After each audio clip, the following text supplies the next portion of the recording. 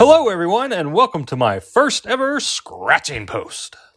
I've been hard at work all of May and I'm fielding questions nonstop about why Splunk doesn't work.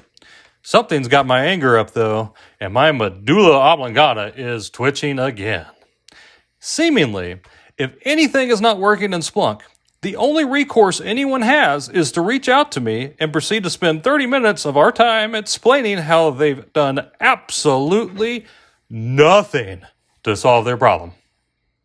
So I figured, in interest of saving everyone's time, I'd just go ahead and make a post about how to fix the problem. The solution is a subroutine of the main Splunk executable known as Btool. Look for the link in the description for documentation on how to use Btool. And please do use it before conjuring the Splunk genies. Btool will help you with all of your pressing doubts and concerns, including these common calamities. You've configured the input, but you can't find your data?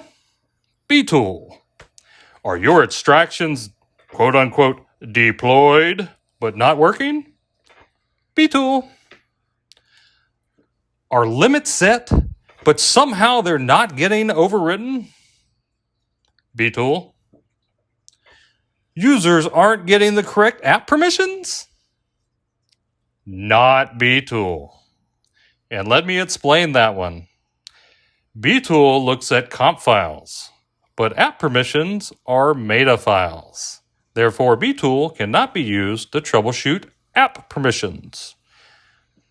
So it's been fun, and it's been real. But has it been real fun? I don't know. We'll see you on the next scratching post, though.